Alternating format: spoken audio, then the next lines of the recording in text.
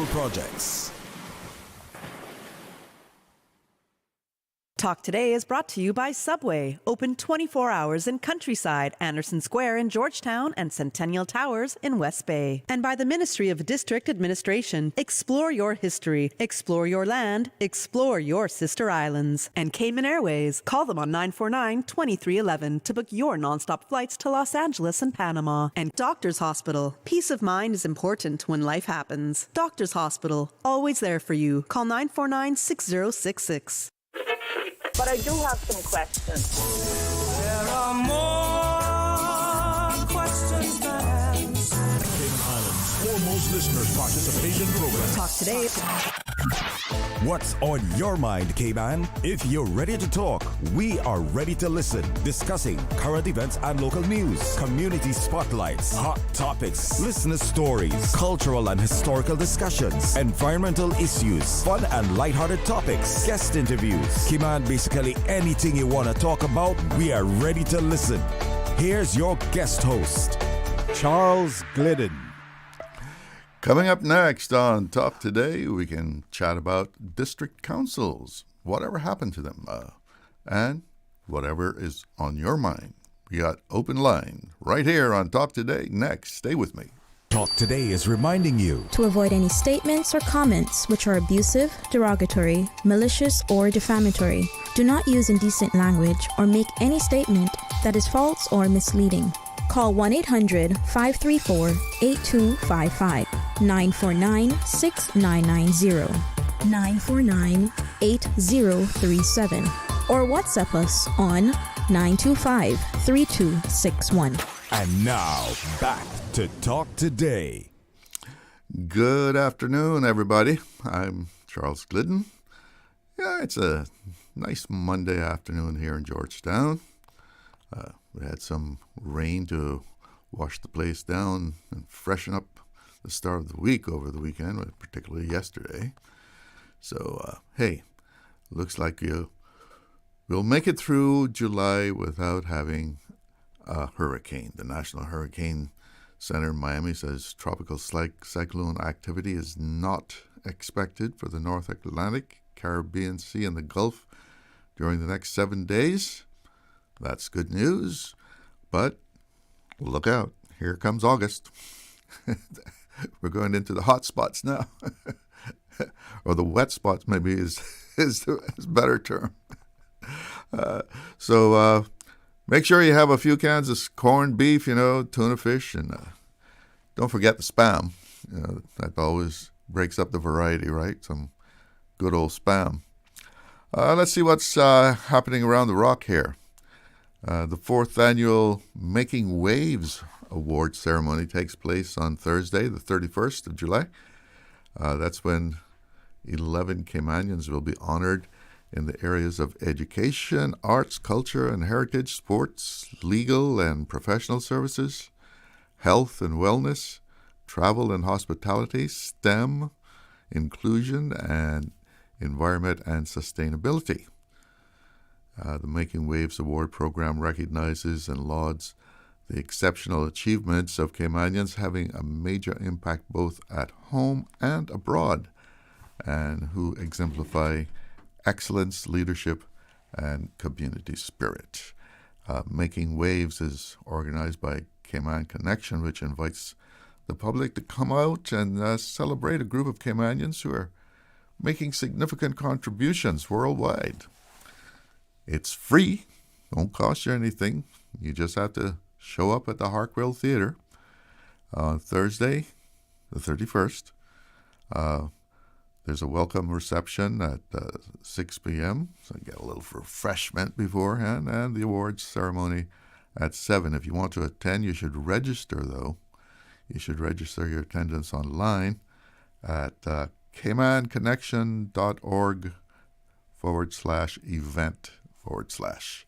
Let them know that you're coming. So come on out and big up the Caymanians doing good stuff worldwide. If you've never heard of Cayman Connection, well, Cayman Connection is a global network dedicated to supporting Caymanians overseas by providing essential resources, connections, and opportunities for personal and professional growth. And I see we continue to make some improvements when it comes to mental health care in Cayman. The Cayman Islands government has approved the establishment of the Poinciana Mental Health Advisory Council. And that's a key initiative to enhance the governance, accountability, and community responsiveness at the residential rehabilitation facility in East 10. And that's been a long time coming too. See that something is finally really happening there, because mental health is a major issue throughout the Cayman Islands. And, a lot of young people are having trouble coping with a lot of different aspects of their lives. This advisory council will serve as a crucial link between the day-to-day operations of the facility and evolving mental health needs of the Cayman Islands community. And it's appointed by Cabinet, and the council will provide oversight across clinical, operational, and governance functions, ensuring that ethical standards, evidence-based practices, and proper diligence are consistently upheld. And this is going to go a long ways, this new institution that we have in East End, rehabilitation for people with mental health issues, because we really needed that. The facility at the Anthony Eden Hospital, the HSA facility there, it did the job as far as it could, but we certainly needed much more than what was going on there. And this will be more of a residential setting, from what I understand. And as we have seen more and more, mental health is an issue that affects a lot of young people, a lot of older people, and it's something that can be very subtle. It's not like an injury that you can see, and you want to help someone patch that up. Sometimes mental health issues manifest themselves in ways that you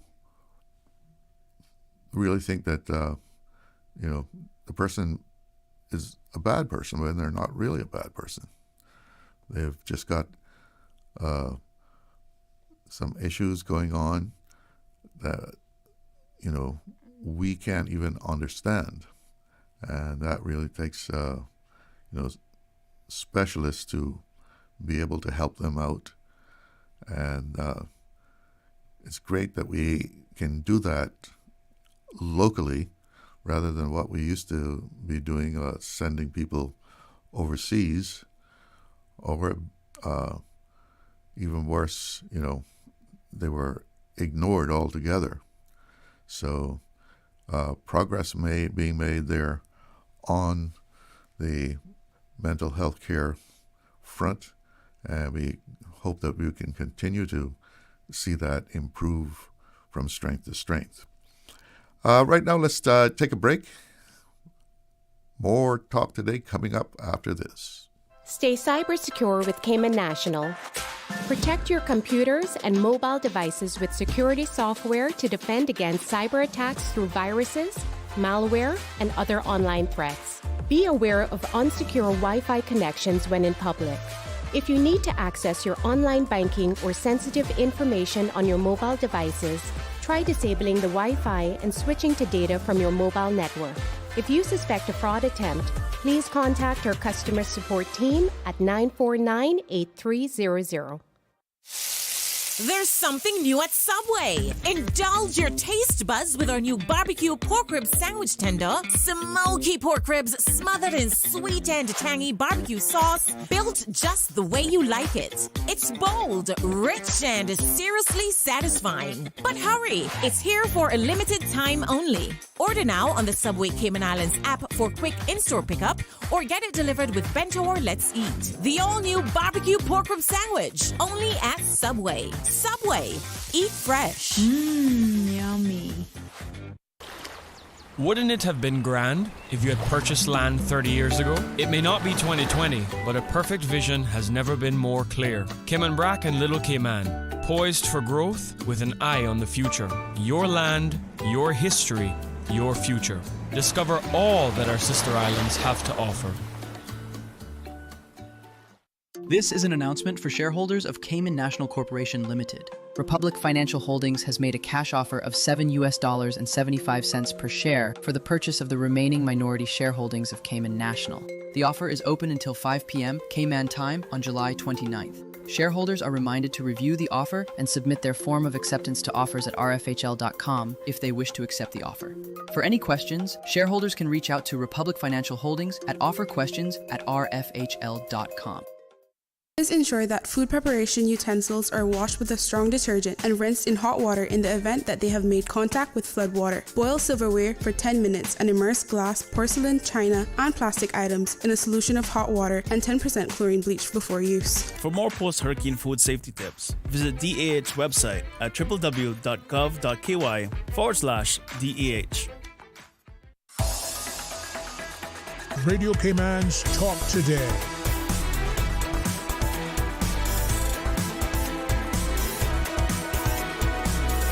What is on your mind, Cayman? Welcome back. And if you want to give me a call, we can chat about whatever's on your mind. Of course, we got our toll-free number 1-800-534-8255. That's compliments of Flow. 949-8037, 949-6990. Or you can send me a message by WhatsApp or give me a call by WhatsApp. 925-3261. That's the WhatsApp.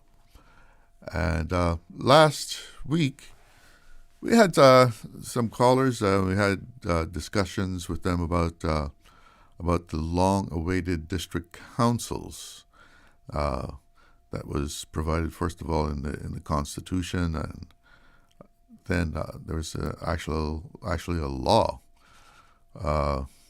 The law was the Advisory District Councils Law 2011, and that provided for, the establishment of the laws of the councils, and there was some discussion about what's happened to them and who would serve on them, and so I went digging around and found the law online. The Advisory District Councils Law 2011, and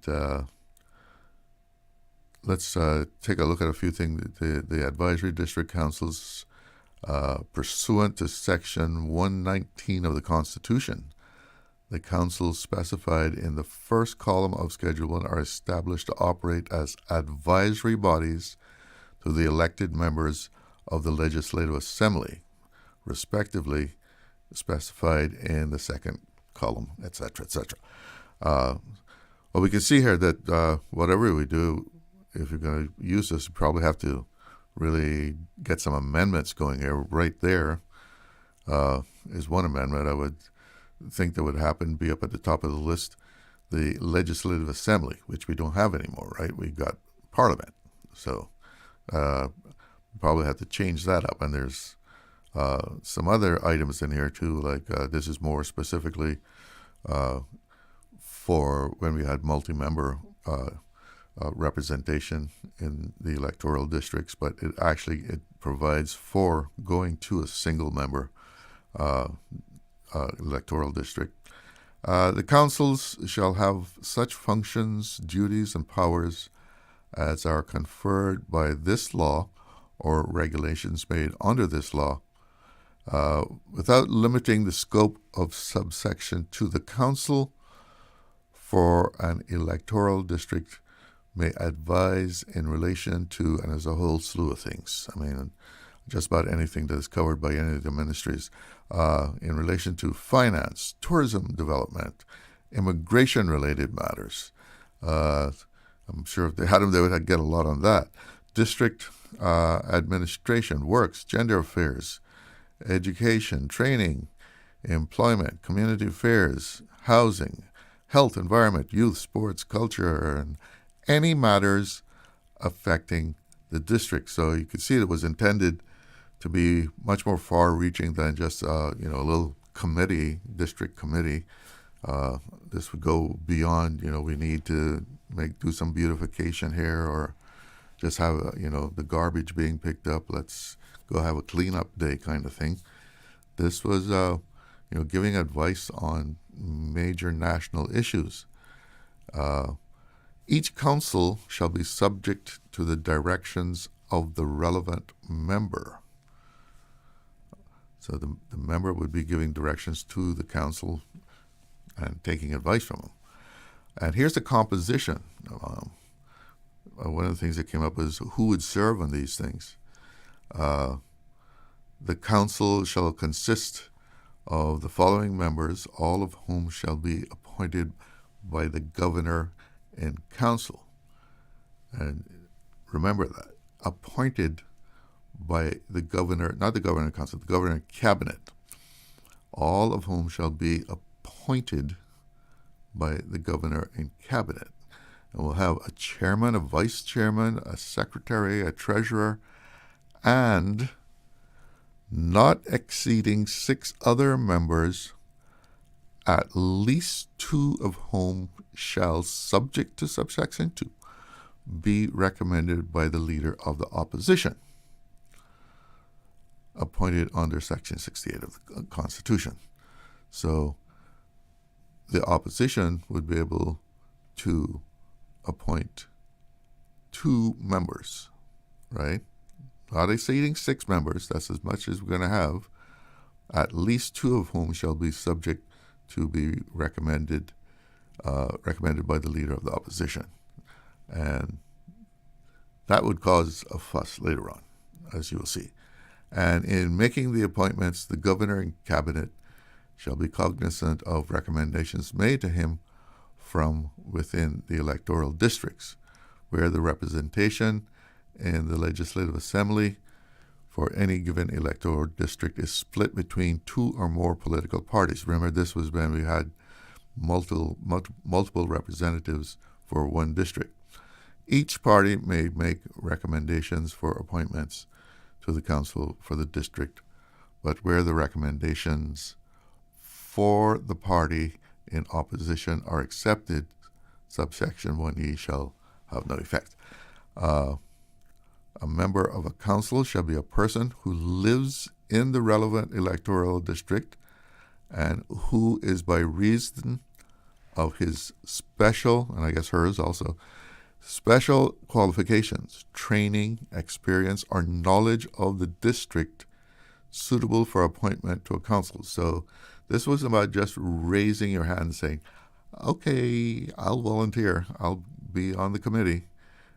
You had to have something in your background that made you be able to come to this council and make a contribution, who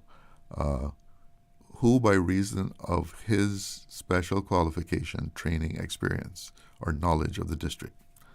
So this was quite serious as to the type of person that you wanted to be on these councils. And where an electoral district does not have a member who belongs to the party whose leader has been appointed premier of the party or member shall be entitled to nominate up to 3 members to the relevant council. If single member constituencies were to be introduced or new electoral districts added, Section 4 which is what I just read there, shall apply to them in the same way as it applies to constituencies extending at the commencement of the law. A person appointed to be a member shall be appointed for a term of 1 year and on such terms and conditions as may be determined by the Governor and Cabinet at the time of the appointment. And in considering reappointments, the Governor and Cabinet shall take into account the need to ensure continuity on the Council by ensuring that not more than 2/3 of the members are replaced at any given instance. At the expiration of their term of office, the members of each council shall be eligible for reappointment. The Governor in Cabinet may give such directions as he may consider appointment under this section, including the manner in which nominations may be made from the communities involved for consideration by the Governor in Cabinet. And the functions of the Council to advise on policies and develop programs intended for the more effective discharge of relevant members' duties in relation to the relevant electoral district after consultation with such persons or organizations, or both as the Council considers appropriate, to advise the member on policies and programs intended for the more effective discharge of the member's responsibilities, to establish, maintain, and operate information systems and facilities, and to encourage and support among residents the formal and informal exchange of information of all kinds in respect of policies and programs proposed by the member. The relevant member shall consider the advice given by a council and determine what to recommend to the relevant minister. So the member would consider the advice and determine what to pass on to the minister. And it even provides for funding and that sort of thing. So that was the basic setup of the councils. And the thing about that, the members were appointed, well, that became a point of contention because, and here's the importance of archives, right? Because when we go back, this is 2011. I know at the time I was right in the midst of all of this as a press secretary. But, a lot of things passed, a lot of water passed under the bridge in the last, 14 years now?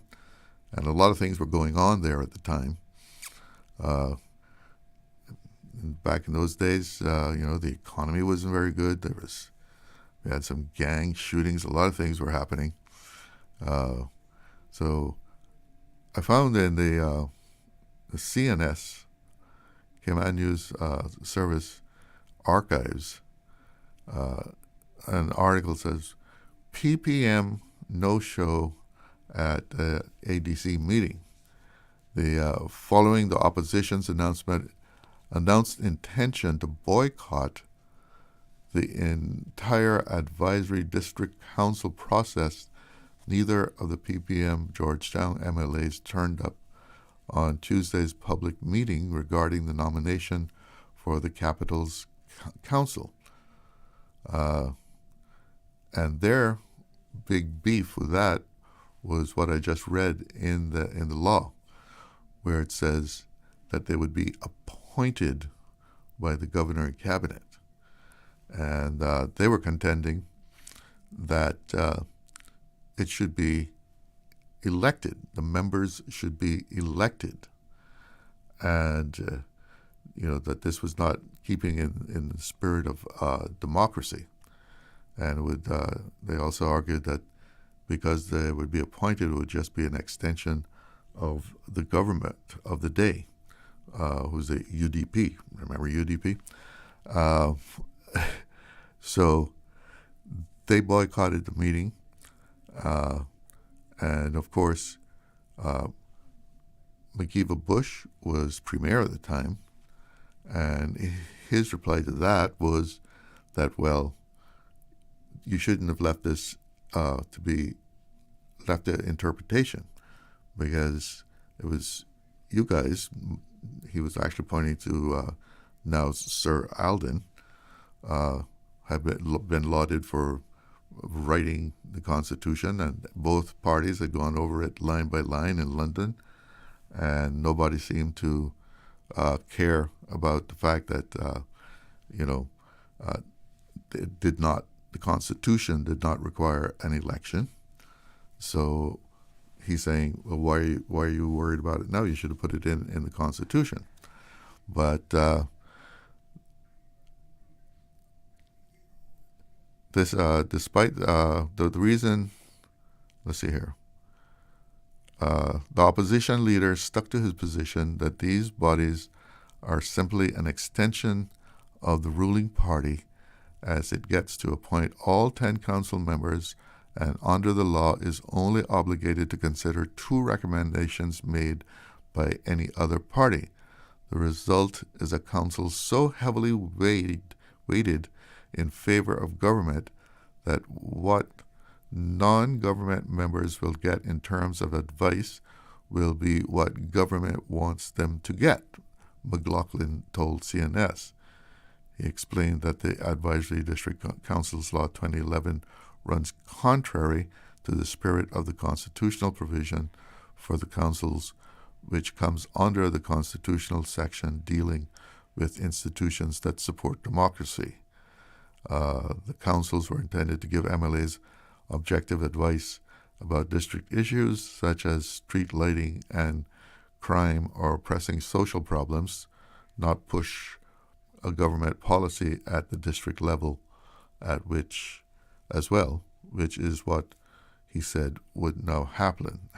McLaughlin added that the most democratic way of handling the councils would have been to elect members, but failing that, the nominations should have been split equally among political parties so the councils could be objective.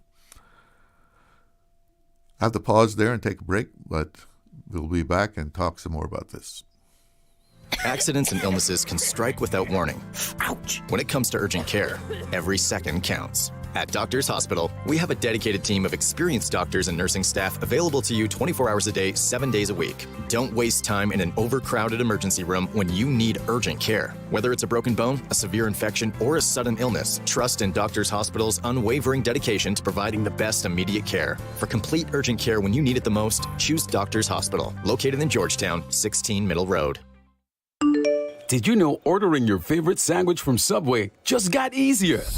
Yeah, picture this. No more waiting in line. No more fussing with cash. Just a delicious taste of Subway at your fingertips. With our new app, ordering your go-to sub is as easy as a few taps on your phone. Plus, receive exclusive deals and earn loyalty points with every purchase made on the app. Download the new Subway app today and get ready to ditch the lines and drive straight into your flavor. Visit the App Store or Google Play Store on your mobile phone and search for Subway Cayman Islands. Subway. Eat fresh. This summer, choose from 10 international destinations for your vacation with Cayman Airways. Explore New York, discover Denver, roam Los Angeles, play in Tampa, shop in Miami, tour Panama, uncover Havana, hike in La Ceiba, jam in Kingston, or relax in Montego Bay. Connecting flights are also available from the sister islands. Cayman Airways offers more international non-stop flights to and from the Cayman Islands than any other airline, and the lowest rates for checked bags. Book today at CaymanAirways.com, download our new mobile app, or call Cayman Airways reservations on 949-2311. Come fly with us and relax with your uniquely Caymanian airline. It's a sizzling summer with JN Money. You can win a luxury weekend getaway for 2 when you send or receive money from now until September 30, 2025. That's right. We're turning up the heat this summer with JN Money. Visit www.jnmoneyonline.com to learn more about how to win. What are you waiting for? Send, win, relax this summer with JN Money. Start. Stop. That's how long it takes to react to a child crossing the street. How long would it take you to apply the brakes? How long would it take the parents to forgive you? How long would it take you to forgive yourself? Slow down. Save a life. Not only theirs, but your own. Texting, speeding, and ignoring safety rules can cost lives. Visit gov.ky/road safety to learn more and help keep our roads safe. Radio Cayman's Talk Today.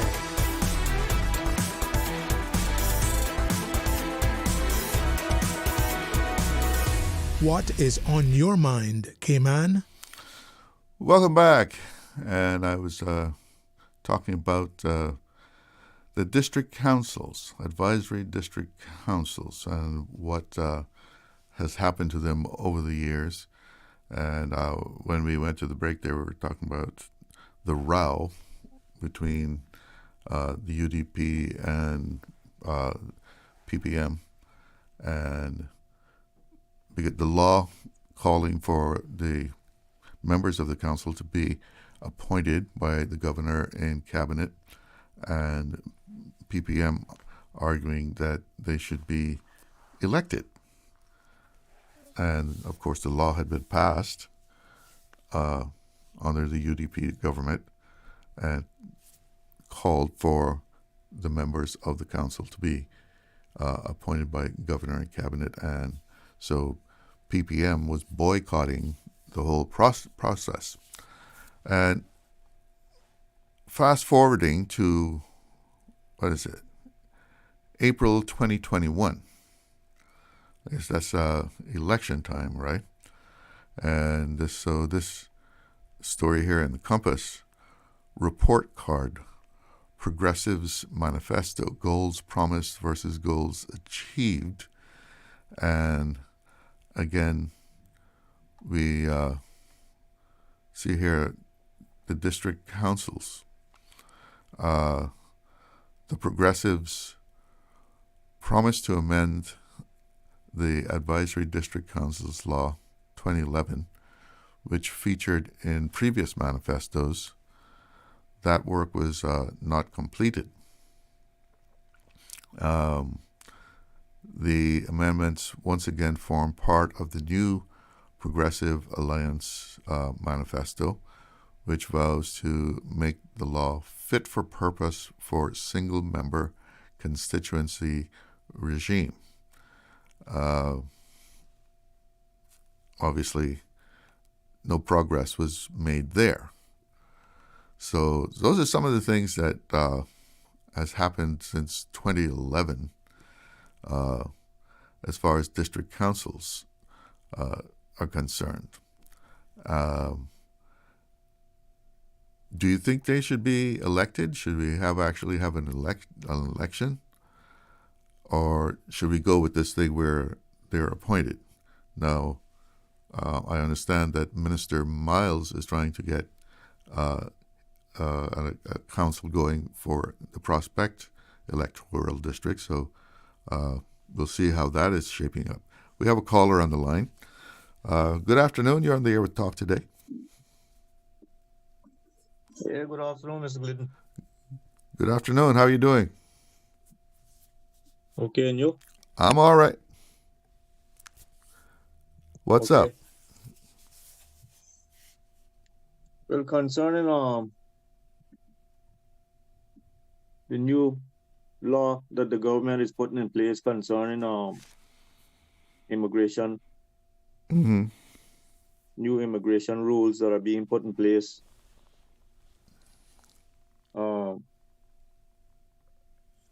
That have been changed even when it comes to civil servants.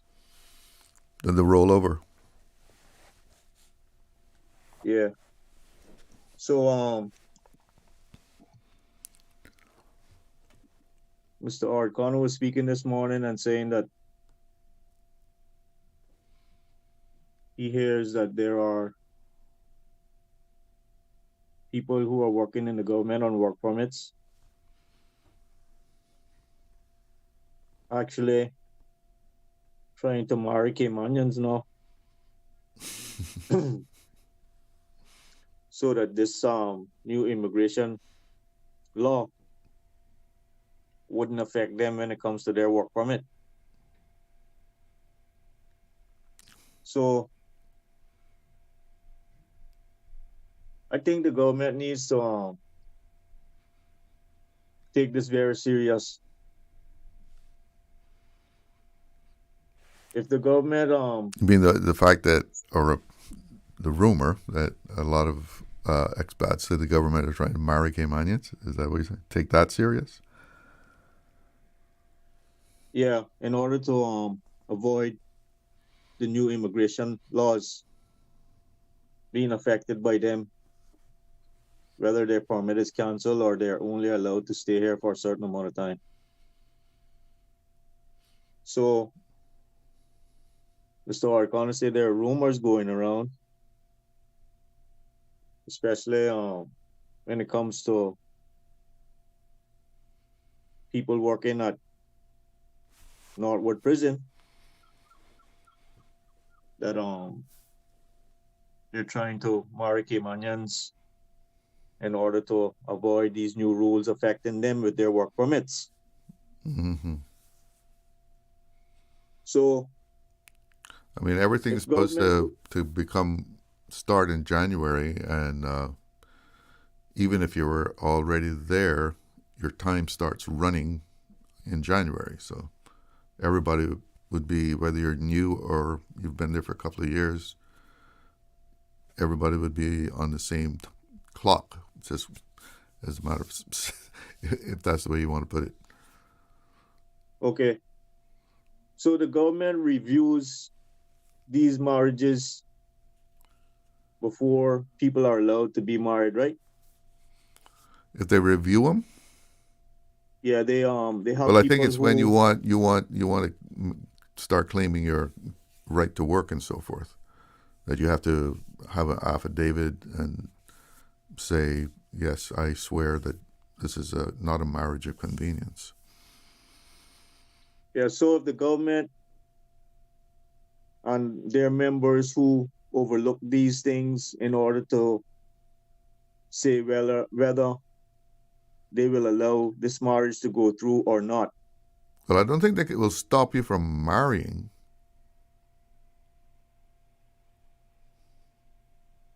So the government is not able to stop Caymanians from marrying foreigners if they feel that it's a marriage of convenience? Well, I think there is an onus on the marriage officer to look into things and make sure that this is a genuine relationship. Yeah, because I've heard the government has stopped a few marriages already concerning that. Well, that might be because the marriage officer thought that this wasn't for real. Okay, well, that's what I'm talking about. Okay. So,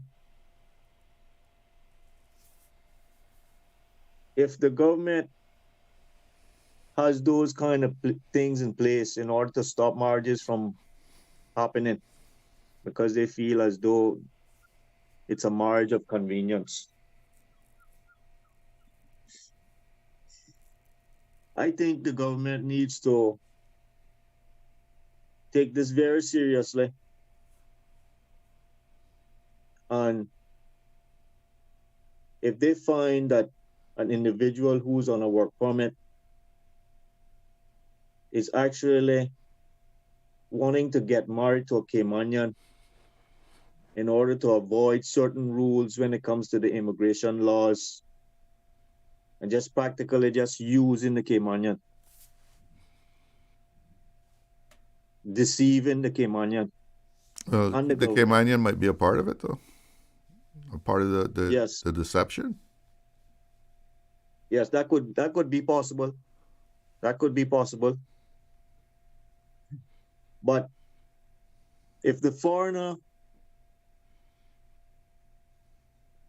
is getting involved with these types of things in order to avoid the rules in the Cayman Islands when it comes to immigration laws, the government needs to put a law in place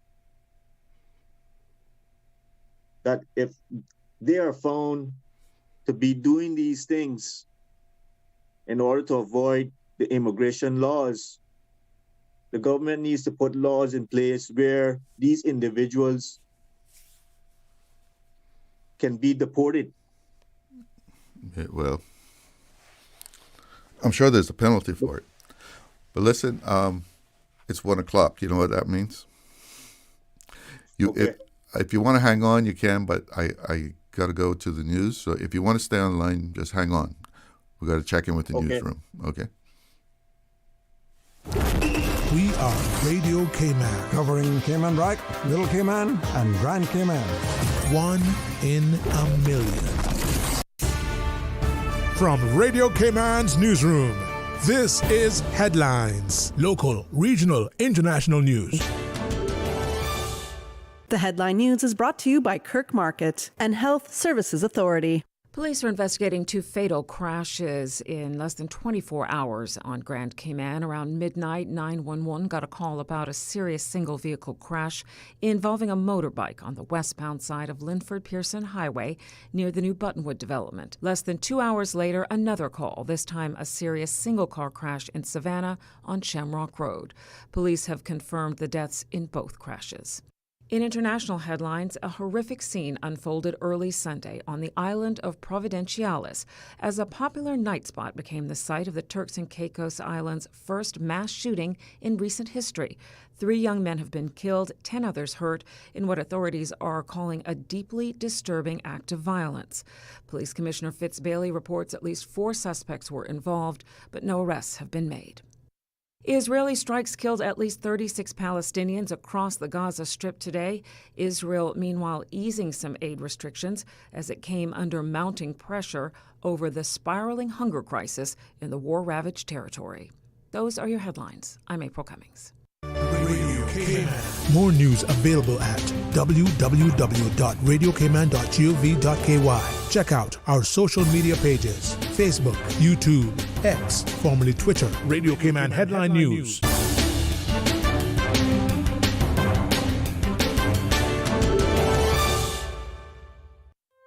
Looking for fresh, healthy food that's full of flavor?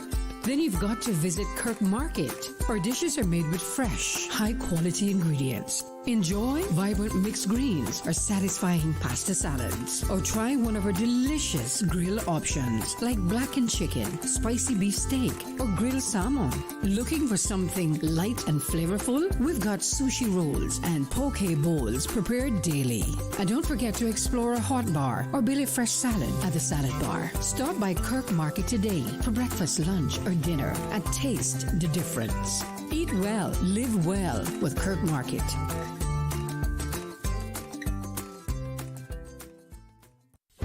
Do you have a healthcare question but not sure who to ask? Contact HSA's Patient Call Center to speak to one of our experienced clinical team members. We are here to answer your questions and help guide you through your healthcare journey. Need to make an appointment? Our team can help. Contact HSA at 949-8600 or email info@hsa.ky. At HSA, we are committed to caring for you. Radio Cayman is pleased to feature this special Sister Islands historical vignette brought to you by the Ministry of District Administration and Lands. Explore your history, explore your land, explore your Sister Islands. Henry Watson Ruddy, ISO, 1870 to 1943.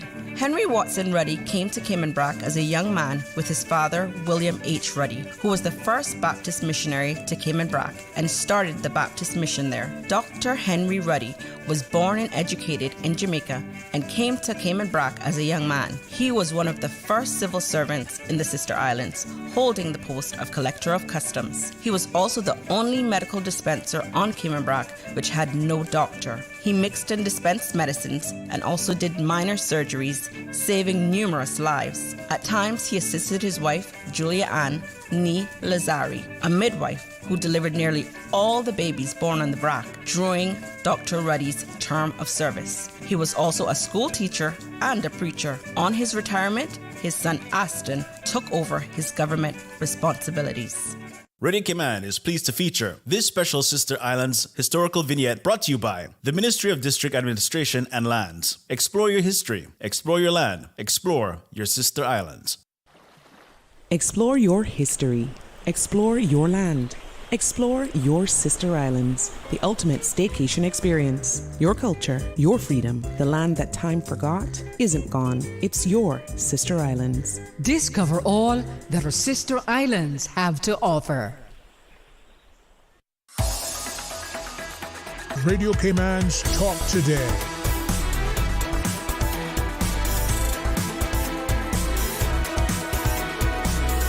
What is on your mind, Cayman?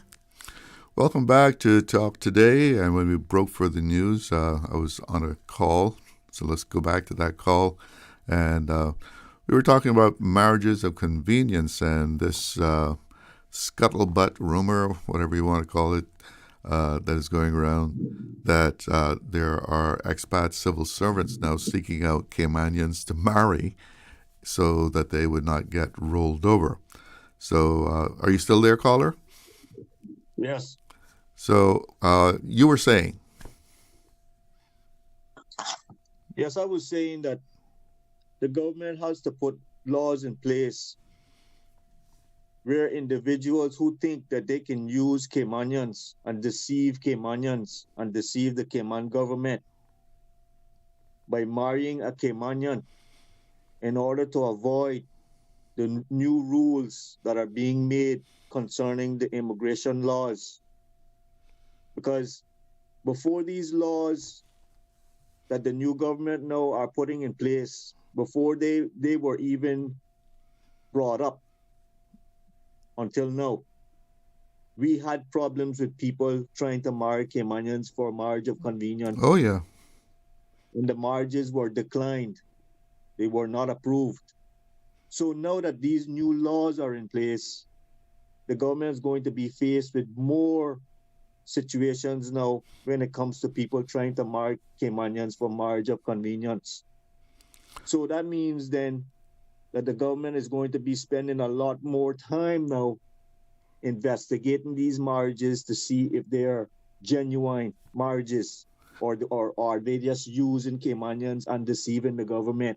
Well, in order to bypass. Again, you're saying that using Caymanians, but I think the Caymanian probably knows what they're getting into if they are involved in that sort of thing. You know, it's not like they don't know that it's a marriage of convenience. But one of the things when an expat goes to get their employment rights is, they have to, there's a signed affidavit.